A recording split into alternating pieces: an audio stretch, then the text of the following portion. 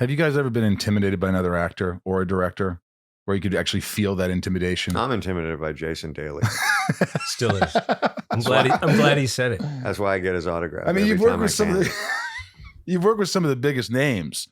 I mean, both of you. I mean, you've been around it. You're Hollywood royalty. I mean, you got to think there's somewhere along the line where you're like, was it A Few Good Men with Nicholson? That was great. That was the only time I've ever gone to work. And actually half our cast went into work on their day off because the only two people working that day were Jack Nicholson and Tom Cruise. And I just sneak in the back of the courtroom set and I just want to see it. And then I look around and every other actor on the show and a couple others, I think Bruce Willis, because he was with me and the gallery was just full of people. And he did that in 2 takes. The big one? Yeah. You can't handle the truth. It was 2 takes? He did the whole scene in 2 takes. And he had such a great way of learning it. He would read it and record it on a tape. And then he would just play the tape in his car forever until he had to go do the scene. And the dialogue, he just memorized it. It was a part of him. And so when he went to go do that scene, I mean, he just blew the room away. And Jesus. It was the first time I'd ever seen it. And Rob Reiner just said, well, there's nothing else we can do with that. Thank you very much. And he wrapped everybody early.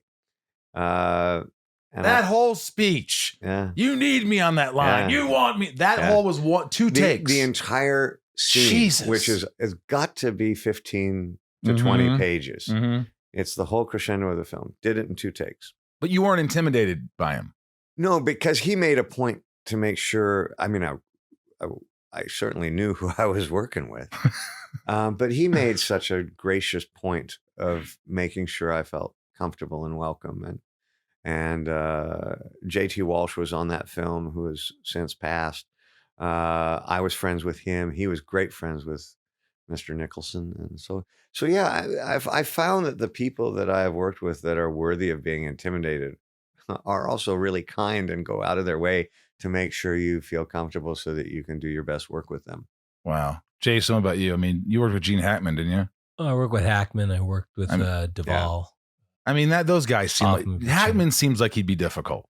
He's one of my favorites, but he seems like he'd be like, tough. He had a limited few days on Geronimo. And I got to say, like Kiefer said, one of the first things he came up to me and said that he had seen a movie of mine or 2 of them that he really liked. I said, and that helped out. But I don't, that did help, but I was excited to work with people. Like it's like you want to play with tennis with people that are good. And it was a similar situation that Kiefer said when I did Sleepers, because Hoffman and De Niro were in it and they'd never acted together. Because, this is back in 93 or 94. So, of course, everyone showed up and it was in a courtroom. Mm-hmm. So, in the same thing, everybody was in the gallery. And it was funny because Levinson was the director, Barry Levinson. And for the first few takes, it was almost like no one was acting. He sort of had to stop and then call them over and say, it's okay, let's act. They were everyone was underplaying everybody. But I don't know. I mean, no, I liked it. Look, if the person in front of you, the more real they are, the more inventive they are, that gives you better choices. It's better to play off that. It's better to reflect off that. I've always felt that. What if you have an actor that you look up to that's just brilliant? That is just like you're going, this is fucking terrible. This person's just fucking shit in the bed in front of me and no one's saying a word. That's exactly what I felt when I did that guest star on Smallville. You're a fuck. Because Lex Luthor had always been my hero. Yeah. So, I mean, that's had to happen where you're one of your icons and the guy's like, and no one's giving direction, like, this is not going to be good. In all fairness, I'm not trying to be politically correct. I have not had that experience. I think for me over the course of my career, sometimes maybe I've misjudged the quality of the material. I think we all have. I think, and that's no one's fault but mine, right?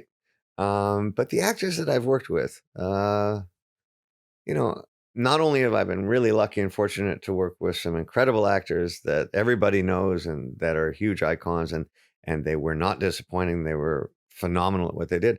I've worked with day players that'll blow your hair back. That are really great. You know, that's as exciting as anything. It is exciting because you're also never going to see those day players again. Yeah, and you get in there with a day player, and you know, every day you go to work, I'm going to dance, and to have a good dancing partner, wow, you know,